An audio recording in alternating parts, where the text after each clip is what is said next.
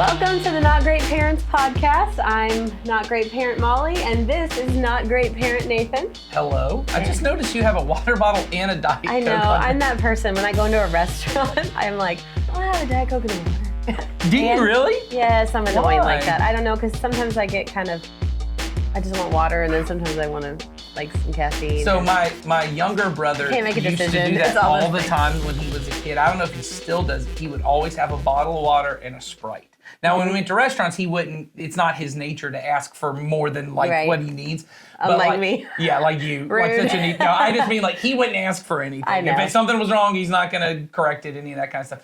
But we would sit down to dinner and he'd have a bottle of water and a Sprite or something. As long as he doesn't have a bottle of water and a glass of water. It was something about the water being able to cleanse the taste of the Sprite he's not before totally he wrong. ate a bite of the food. It was like everything having its own It's flavor. one of those things that you just don't tell people, because then they're like, Yeah. especially your family. You guys are probably like, it was a whole oh, thing. come on. Yes, that was the Well, whole thing. But I don't know. I also, this is the tiniest can of all time, so I'll probably be finished with it shortly. And by the time we're done filming, because, we like to talk a lot, I'll probably need some water. that's true. That's So- true.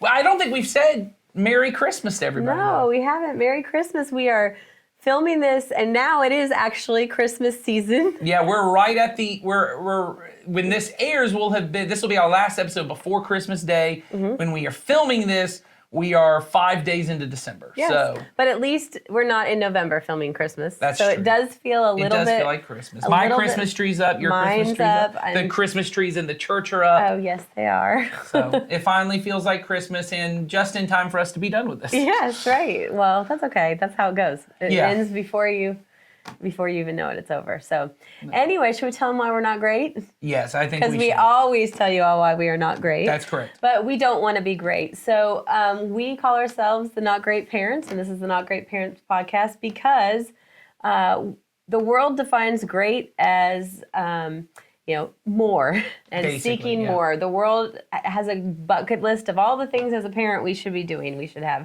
more education, more skills, more sports, more money, more of everything, essentially.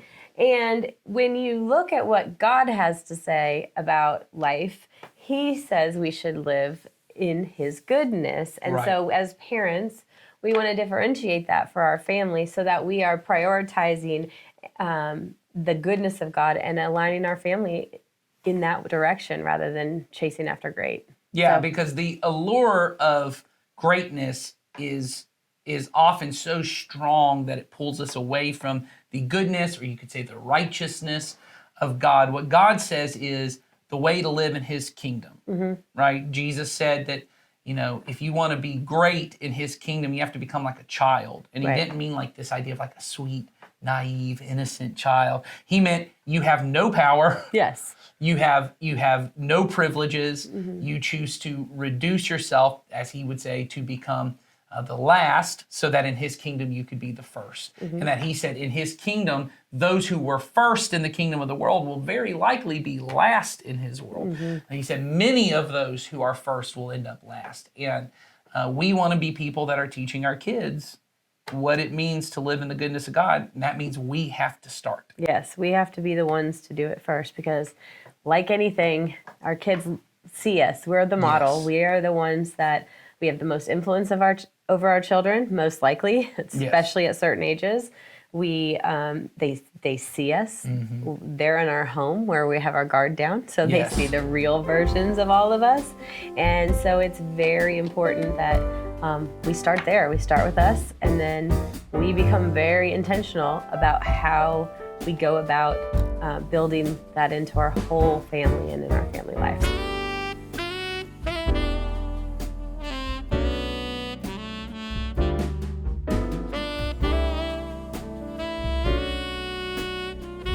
We are here at the final episode of this, and we kind of teased this at the beginning of the series of really Christmas is not about trying to get this great Christmas moment where everything's magical and everything just kind of comes together. It's really about the reason that we celebrate Christmas is so that we become people as followers of Jesus who are centering our lives on Jesus.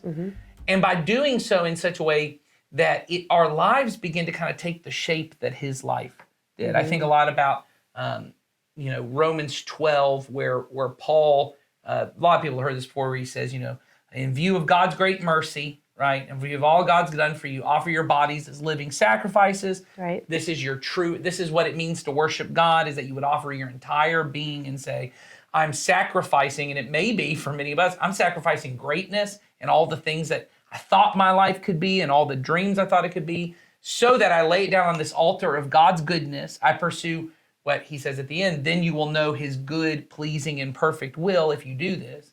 And then he says, do not conform to the pattern of this world, right? But be transformed by the renewal of your mind. He says, then you'll know God's good, pleasing, and perfect will for your life. Well, the image he's using there is actually something that existed in their world, where when they would make, and it exists in our world, I guess, but when you would make molds of anything, right? If they were trying to make some kind of clay mold, or if they were trying to pour iron into something to make a mold, right? You would actually have these molds. That would be one cast iron kind of mold that you would take, and that was a form. That was the kind of form.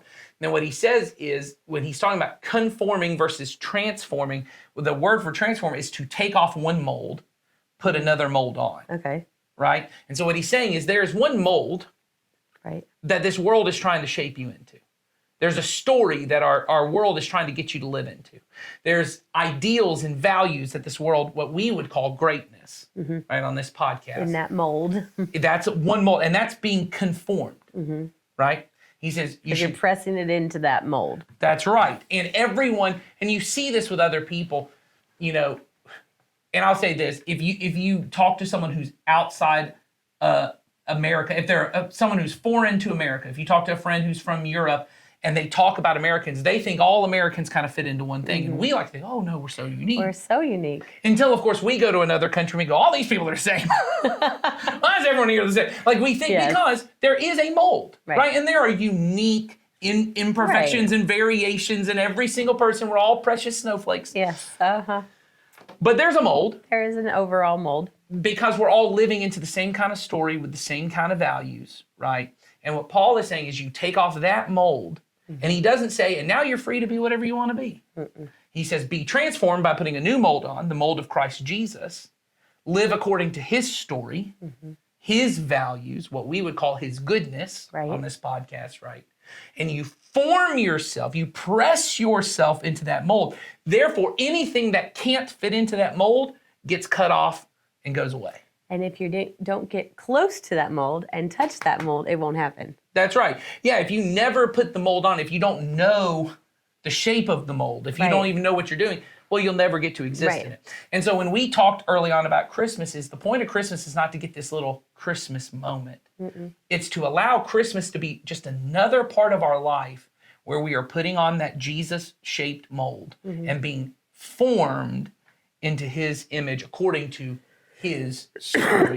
And obviously that means we've got to read the Christmas story. We've got to engage with the story of Christmas, but not in the way everyone else does. In your experience growing up, did y'all read the Christmas story a lot? Like at Christmas? Sometimes. I mean, I feel like it was not the central thing that happened, but it was always somewhere within it, right? Yes. It's not like after dinner we sat down and read it, but it was somewhere within it. So yeah, every year there was some version of it. This may be shocking to lots of people, and people who are close to me. You didn't. Be shocking. I grew up with Ed Martin, and I don't think we ever read that. We might have once or twice. I don't want to say ever. That seems like something my mom would have made happen at some point. Well, my mom was kind of into making the moment, and my dad certainly enjoyed doing that too. So we often had something like that. But. Yeah, I mean, obviously we knew the Christmas story. We went to church all the time and heard the Christmas story. We read our Bibles. Like you said, isn't this day about Jesus? And Ed was like, we don't talk about him. Yes, exactly. It's not that kind of thing. This day's about Santa. Yeah, no. But what I mean is, I don't want to bring this up, is there was never a moment on Christmas morning that I remember, maybe more than once or twice, where we were like, hey, let's sit down before we open the presents, before, all the things that you're kind of told as a Christian parent you're supposed to do. It's like, Right. Mine was sprinkled in. well, that's what I was going to say. Yeah. Is I think a lot of It times, happened, but it was sort of not really intentionally placed somewhere. It was like, oh, we got to make sure we do that. yes. And if my mom was thinking ahead, like let's say Christmas Eve meal went well Yes. and she wasn't stressed about that, then maybe it would happen before dinner or maybe Right. it would happen at a certain time. But I think pretty much, it was a sprinkle. Yes. And I think for most people, and this is what I want to get to, is I don't think our advice on this episode really leading into it is, hey, you've got 4 days before, No. or 5, depending on when you listen, or Christmas happened 3 weeks ago because you've just now listened to this episode. But you could do it for 2024. And you got to catch up and you got to make sure you have this happen before you ever Yeah. open a present, because then No. you're not putting Jesus first. We're not telling you how to do it. Yes. And what I will say that I think is really important is I think there is a way in which there's a lot of, and I don't mean this, if you grew up in a house where it was really important to your family that you read the Christmas story on Christmas morning, I think that's a great thing.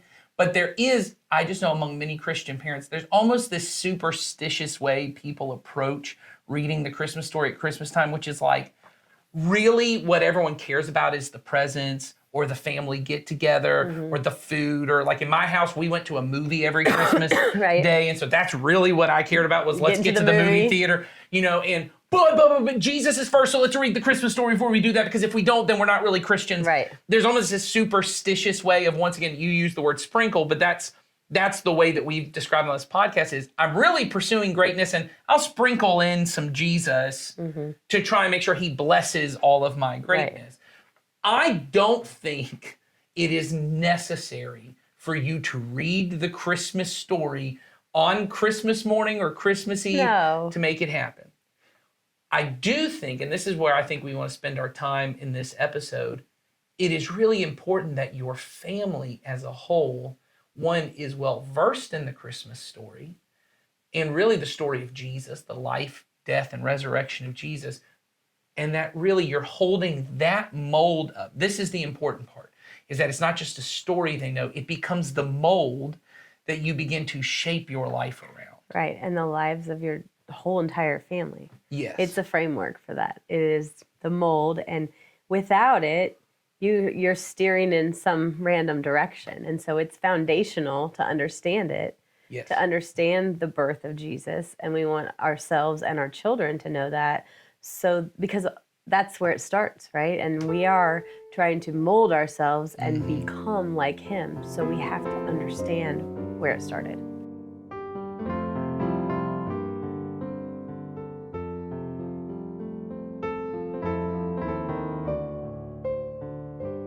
All right, well, let's get to it. Let's just dive in and Let's just read the story. read the story. So I hope there's not a lot of hard to pronounce words in here. I think there is pretty early on, and I'm going to enjoy that. But I think I will say this, let's just start right there.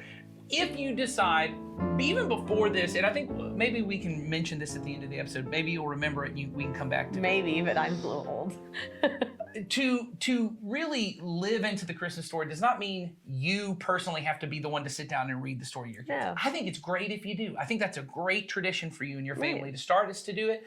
But it's also okay if part of the way you get the Christmas story is you make sure we come to church through the Christmas season. Yeah. And children's ministry is going to teach my kids, or they're going to come sit in the Christmas Eve service with me, and we're going to hear, whoever's preaching that Sunday is going to read through the Christmas story. All of those things I think are equally valid. But if you choose to read it, it's okay that you can't pronounce. I think it's Quirinius is in this story. That is it. So the already governor of looking at Syria. it. You don't need to know how to say Quirinius. Q. And Q. just call, I don't know. I'm just going to say this. In our current climate right Maybe I now, shouldn't call him don't Q. be calling people Q. Yeah. We might be getting into some trouble. Uranius? Here, Should I go with that? so. Uranius. Uranus? Don't say Uranus. Okay. Yeah.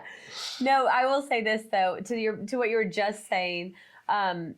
I personally haven't always done this story with my children, and Like you sitting down to sitting down and talking about Come it. hither, Yeah. children. Let me tell you the story. Let me tell you this beautiful story. Quirinius. But I had last year an opportunity. We were kind of after church on Christmas Eve. We had our kids tell it to us, and that was Oh, really that's cute. That was good. really telling for me to know Yeah. what they knew and didn't know. Yeah. And it was good. It was good. Yes. It was really fun. We gave him like we gave him a nativity set, Oh, that we that's already had cute. him, and we just said, "Hey, tell it to us." And my, 11-year-old had all the details pretty right, and my 5-year-old at the time made up a lot of really fun facts. So I like that. It is good to hear kind of how they've interpreted it too. Yes. Because it is not a story like any other. I would agree. So, all right, so let's All start right, so off. let me come hither while I read this to you all. Hello, children. Let me tell you this story. All right. At the time, well, this is from Luke 2. This is Luke chapter 2. At that time, the Roman Emperor Augustus decreed that a census should be taken throughout the Roman Empire. This was the first census taken when Quirinius was governor of Syria. Still messed it up. All returned to their ancestral towns to register for the census. And because Joseph was a descendant of King David, he had to go to Bethlehem in Judea, David's ancient home. He traveled there from the village of Nazareth in Galilee.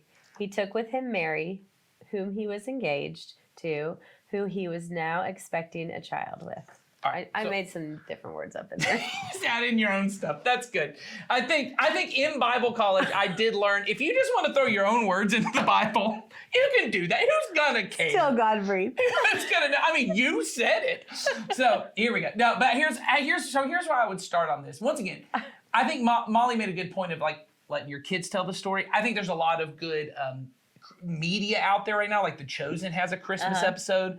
I know. I'll say this. I think there's a cute little animated movie. It's not a great movie, but it's kind of fun if you got little itty bitty kids called The Star, which is about I've the seen that. animals. It's cute. It's not a great movie, but No, it's but a fine way, and it kind of tells the Christmas story in a Yeah, and different way. sometimes we're just trying to give you guys ideas of things that'll just help you talk through these things. Sure. But one thing I would say here is if you've got teenagers, one thing that I would always love to highlight for teenagers when you read this is, yes, there are these goofy names at the beginning, right? You've got the Roman Emperor Augustus. Why do I care that there was a census? Why do I care about who was governor of Syria? Why do I care about this? And I think the important thing I would want to make is, especially if all your kids have ever seen is The Chosen or the Star or some kind of VeggieTales Christmas thing, yeah. right?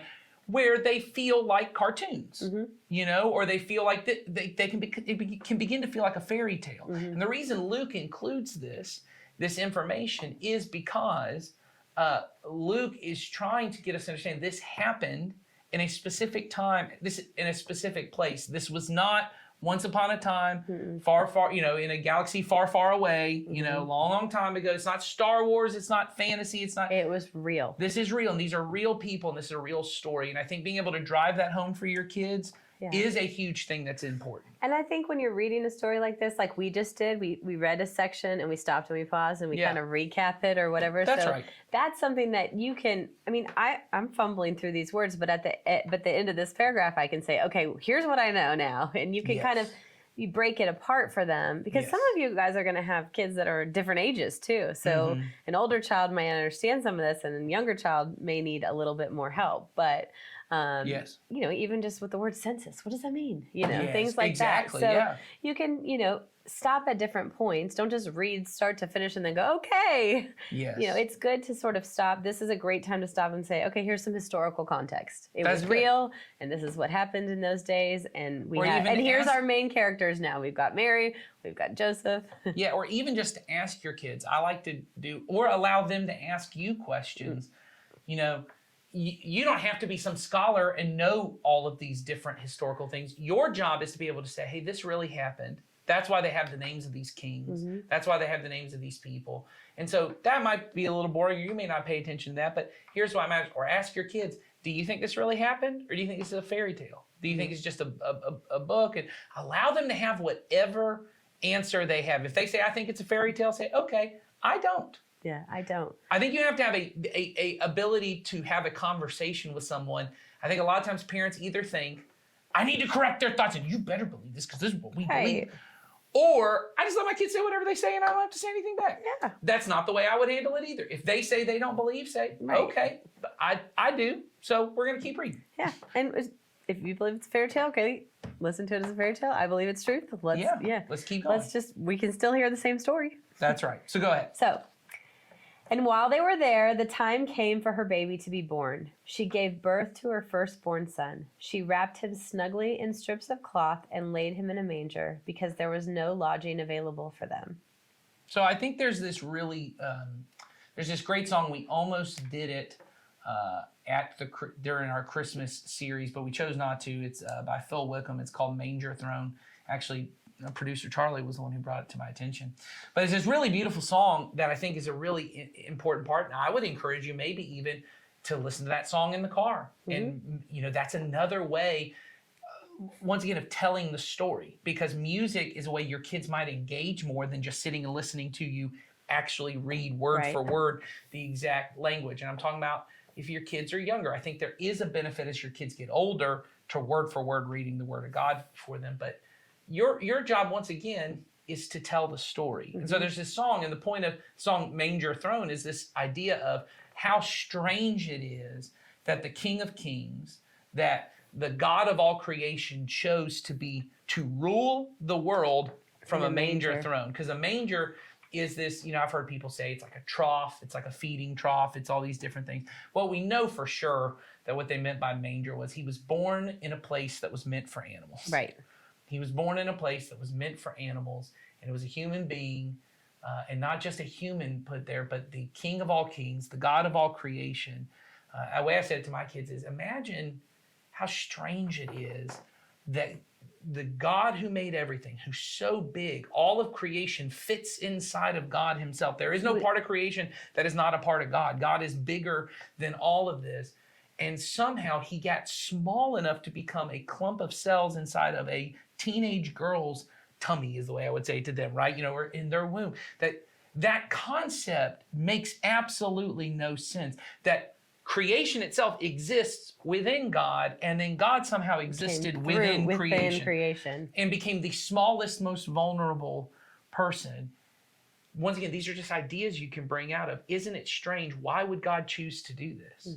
Why would this choose to be the way? And when you ask those questions, you don't have to come to those, you don't have to have the answer. You can just say, when I listen to this story, I wonder that. I think that. It's a conversation where you too, as a parent, get to wonder and think about it and be kind of amazed at the magnitude of it. And for your children to say, hey, my parents don't know the answer to everything here, and that's okay. Absolutely. Because we are going to do that in our faith for all the time. We're not always going to have the answers. So for your kids to see that right here in the story of Jesus' birth, that's huge. Well, so maybe what you want to do is you want to listen to that song, because maybe your kids will engage more with the song. Then you ask them, and my kids now, because they're so used to me doing this, they regularly now go, Daddy, what's this song about? And usually the song is like... When you're going to ask us about it later. Yeah, well, they're like, well, they just now... They know there's meaning in songs. They want to figure it out. And so normally it's like a Cardi B song. I'm like, well, let me explain this metaphor to you. It's a rich metaphor that Miss Cardi B has brought to us. Whatever the song is, And being able to take a song like this Manger Throne that tells the story of Jesus in a different kind of way, because one of the lines I love, it says you could have walked into Rome, I think, with fire for all to see. Like you could have just marched in, because Rome was the capital. You could have marched in, and everyone could have that, but brought every tribe and nation to their knees. But you chose to rule from a manger throne where no one even knew you were there. Like you just showed up and there was nothing. You take that song, then you tell them, hey, you may not know this, but that's how Jesus was born. And like you said, ask the question. Don't necessarily have an answer. Or maybe you have a thought of, hey, that's the way God wants us to live, is in this kind of humble, simple. He's not interested, as we say on the podcast, in the greatness of the world, of coming in with this huge throne. No, there's nothing great about being born with the animals. No. Especially at that time. Well, and then I think you can bring it into, there's a really good sketch, which is not appropriate for your children to watch, from this YouTube group. I think they're Above Average Network, but it's a hilarious sketch where it's called like a realistic nativity birth. And it's like giving there's doctors in the thing as she's giving birth, and they're like explaining every single thing that happens, and they're, because they're like, he's crowning, like they have like a whole like thing and all this different stuff. Oh, no, and you have to watch it. Yes, it's very funny. Probably not appropriate for your children. No. But very funny stage. But what it did, it's a very kind of irreverent, funny thing because it's these young children doing a nativity play, but giving very scientifically, medically accurate pregnancy Right. and birth descriptions. And what it reminded me of that I don't think of a lot is think of the infections Jesus Oh could have my gotten gosh, I know. being born around all these animals. You know what I'm saying? Think about how vulnerable Jesus chose to become being Right. born around all these animals. Like, you know what I'm saying? Like, Oh, yeah. we think of like, well, a king should have been born with like a silver spoon in his mouth. Oh, and, I and- know. and I think that is a part of the story. I don't want to take that away. What I'm saying is there's also this very practical part of it, which is how vulnerable he became. Yes. How willing he was to suffer for us and to be on our back. Even from the moment of his birth, he's suffering for us. And all of that, like you said, it's a huge picture. It's this huge thing. And you don't have to do all of it. You just bring out little parts here and there to try and get to your kids' imagination of who God is. And remember, you're not telling it one time in their whole lifetime. That's so right. there's something. You don't have to cram it all into one story. I mean, if you have a 17 or 18-year-old about to go to college, speed it up. That's But I do think that you don't have to cram it all in, and every year they might start to see different things. That's right. You know, you That's just right. have to. It's development over time. They're going to see things differently. I mean, every time I read the Bible, I see it differently. That's right. That's right. That's the goal. So keep Yes. going. Okay. That night there were shepherds staying in the fields nearby, guarding their flocks of sheep. Suddenly, an angel of the Lord appeared among them, and the radiance of the Lord's glory surrounded them. They were terrified, but the angel reassured them. "Do not be afraid," he said. "I bring you good news that will bring great joy to all people. The Savior, yes, the Messiah, the Lord, has been born today in Bethlehem, the city of David. And you will recognize him by this sign. You will find a baby wrapped snugly in strips of cloth lying in a manger." So here's the part I would try to bring out once again, because I think this story is so big. There are many. Maybe you just want to start with the shepherds, right? A lot of people do, right? Yeah. That's the Linus Right. and Lucy, you know, Yes. the They're Charlie out Brown there Christmas. with their sheep. And You know, they're out there with the sheep. And the interesting part about the shepherds to me, and this is not like the only way to interpret this, it's the way that it just struck my mind as you were reading it is, shepherds are the people that would naturally get left out of a king's birth. oh, yeah. Because shepherds, and in Israel in particular, because of the way they had to handle animals, they had to go and ceremonially clean themselves before, and like for days before they could even go to the temple to give their sacrifice Right. to God, because of the way they had to handle the animals Right. and all that kind of stuff. Because of And often Jewish they were- law. And yeah, and often they were dealing with dead animals because it's just the nature of it. All of it was a part of it.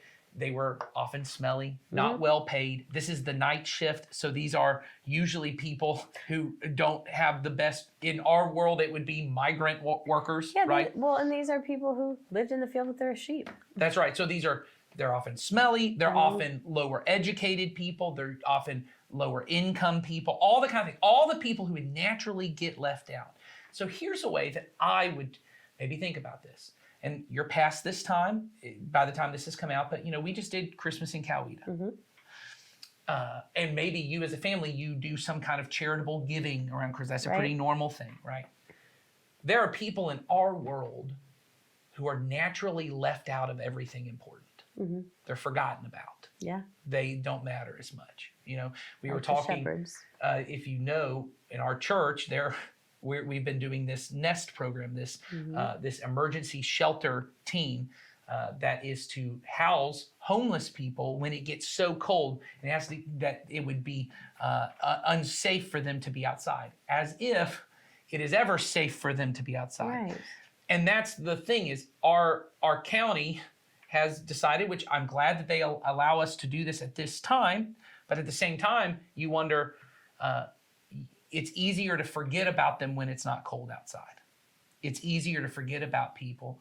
And we want to say, as the way that we live into the story, the way we put that mold of Jesus on is, we intentionally go out into the fields looking for shepherds to Right. tell the good news. Right. Because, these shepherds were the first to know. That's right. The angels come to them. Intentionally come to them. And they don't just go like, "Hey, this thing happened." They say, "Hey," Yes. like suddenly, and so that they cannot miss it. Yes. And they say, you need to know this. That's right, You and you're matter going to- in this story. Yes, and so from the beginning of his birth, Jesus is saying what he eventually would say in Matthew 5 on the Sermon on the Mount, which is where we base most of our goodness that we focus on this podcast, where he would say, blessed are the poor, blessed are those who mourn. Jesus is saying, in my kingdom, it's flipped upside. It's the shepherds who matter most. It's the people who are forgotten that matter the most. So what I would do for my kids is, when we serve at Christmas in Coweta, or when we often go and serve at Bridge in the Gap, or when we go and we donate money to people, I would say, hey, when we're doing this, we're joining Jesus. We're joining the kingdom of heaven, where shepherds get included, and not just included, they're the first, like you said, they get priority. They're the first ones who get to know. And so we're always going to look for people who are forgotten. The places where other people kind of want to push it to the side. Because I asked my kids asked me when we were doing this Nest program, well, why is it we can't just have a homeless shelter? And I said, well, our county's very wealthy.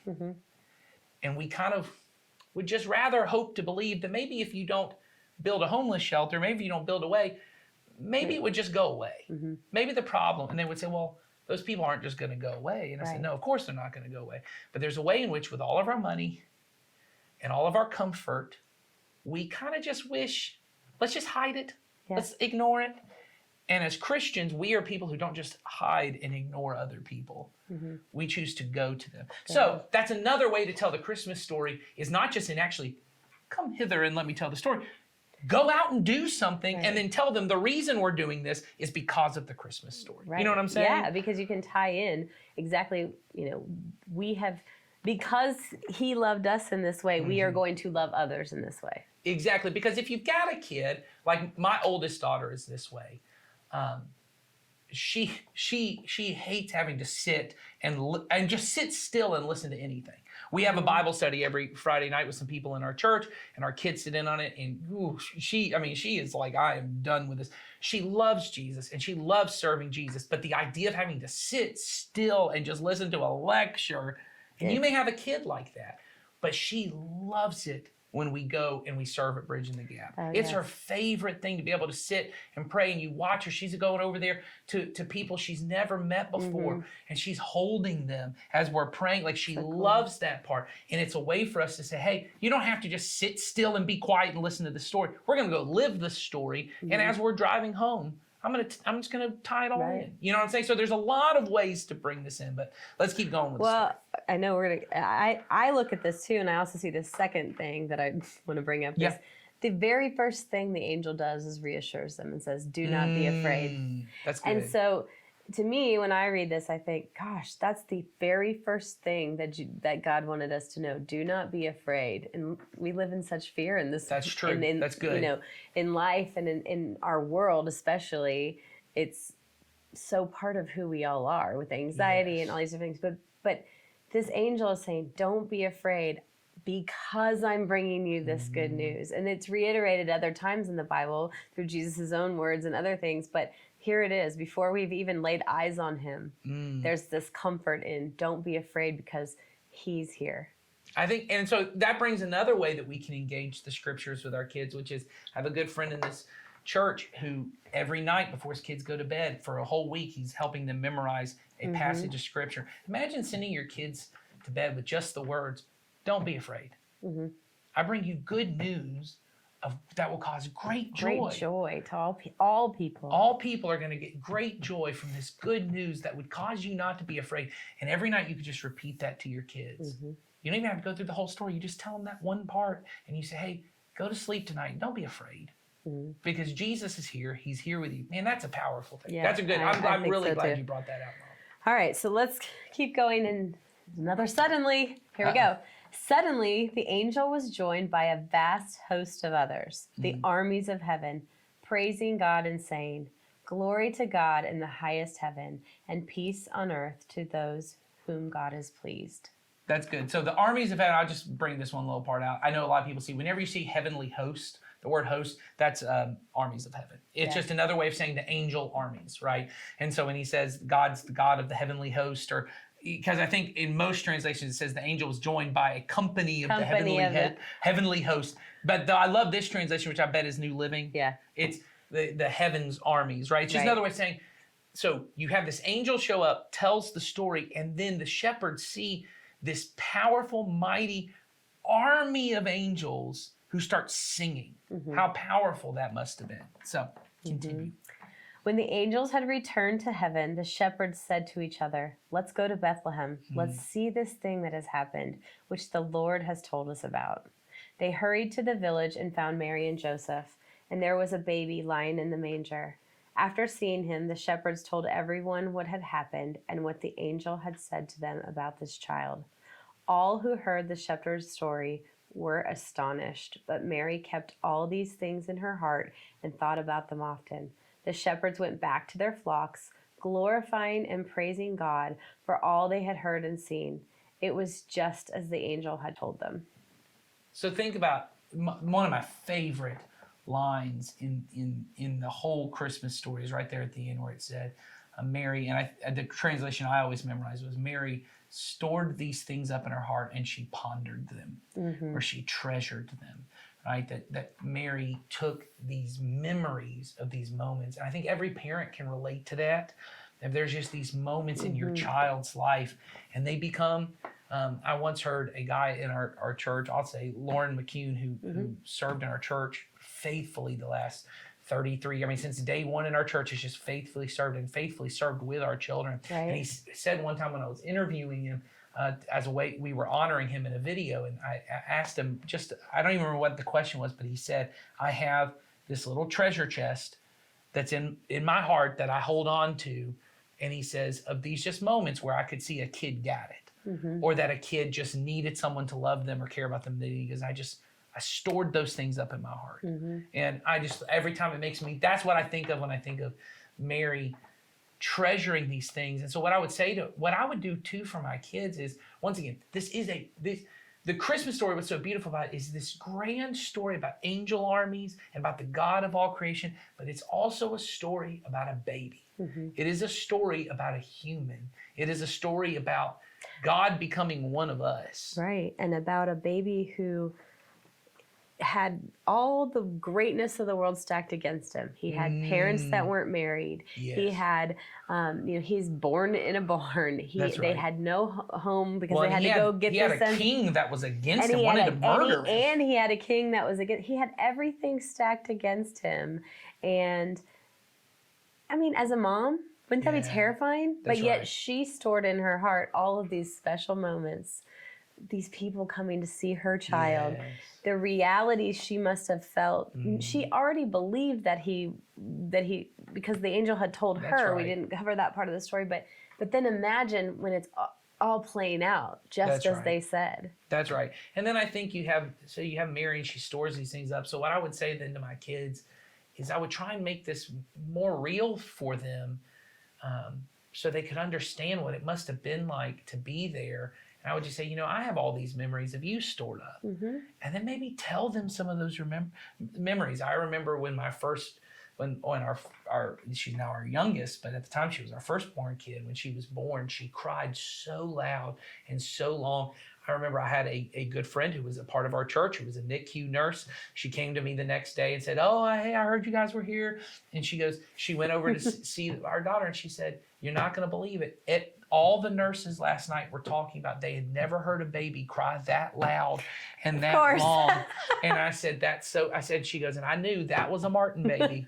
And I said, 100%. And so told that story to my daughter and said, I just treasured that up, as I remember thinking, oh, she's one of us. Yes. And then I have little stories with all my kids. I didn't get to have them when they were babies, but I tell them, I remember there are all these moments where, and I tell them specific things they did or specific things. And I said, I knew you were mine. Yeah. I knew you were a part of our family. I knew you were us when you did that, because you're definitely a Martin. That way you're just a Martin through and through. And tying them and saying, and I imagine that Mary had those moments that I bet Jesus skinned his knee. There's a Rich Mullins song where he says, did you ever try not to cry when you skinned your knee? And I thought about how vulnerable that was for Jesus to be this little boy. Boys just want to be tough, and their friends are around. You skin up your knee, and you just think, I'll try really hard not to cry. Did Jesus ever feel that way? I bet he did. I'm sure. I bet there were times that Jesus got teased by his friends, and it made him, just made him feel a little insecure, made him think, certain things about himself. And did all of those things happen? And reminding them that's the point, is that Jesus became one of us. That just like you're little and you're growing. I say to my girls all the time, I'm really trying these days when they mess something up, or even just when they sin, when they do something, when they do something that's mean-spirited, when they do something that, I try to always tell them, that's not right and that's okay. And then I say to them, but you're not bad, you're just little. Yeah. And if you keep trusting Jesus, you're going to grow. You won't always do these things. Right. I think there's a way in our heads, because I still struggle with a lot of stuff I struggled with as a little kid. Right. I almost feel like, well, it's just inevitable. Everyone does that. You're going to keep doing it. And it almost is this hopeless thing. But I hope for me that a lot of things that are messed up with me is I'm just still little. Right. And hopefully I won't do these things And you're forever. not fully pressed into the mold, right? I'm not fully in that mold You're yet. not you want to be, and you always seeking to be closer to it and pressing into it. Yes. But it's not like it's a one-time thing. It's not a press and move on all the time. That's right. And so we have to keep seeking that.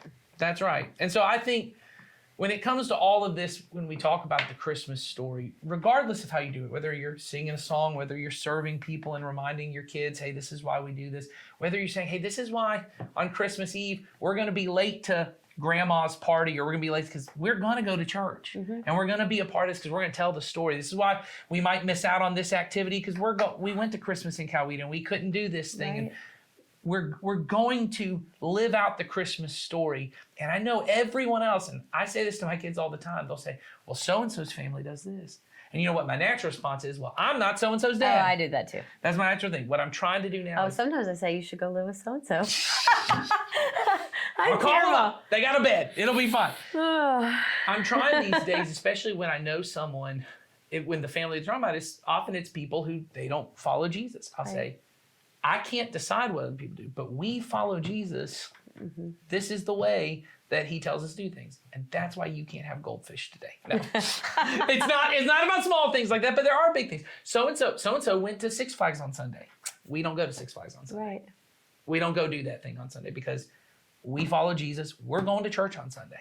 And we can do other things, other times of the week we do this, or whatever the specific thing is. We tell the story because that's who we are. That's the mold we're choosing to live into. And so this Christmas, instead of trying to figure out a way, hey, how do I just read the story to get that off my checklist so I can have the great Christmas? Right. Don't take the Jesus mold and smash it back onto the greatness mold That's that the right. world has. You're going to start by pressing into that mold, and you're still going to celebrate. You're still going to do things. Yeah, We're not saying not to do those Yeah. things. But like we talk about on here always, it's about priorities and about seeking God's kingdom first. Yes. And then all the rest of the things follow along there. So we hope you guys figure out some way. I feel like we gave you a lot of different ways that you Tell us how you did it. We have a link in the show notes. I'd love to hear how you talk about this with your family, or how you have in the past, or how you're planning to this year, or what your family does to try to be more like Jesus throughout this time of year. We want to hear from you guys. So there's a link in the show notes. So send us that. Questions, comments, concerns, all of those things. We are here to hear those. So hope you have a great Christmas. I mean, I do that every time. A good Christmas. Good Christmas. Chloe, don't snip that and make that good.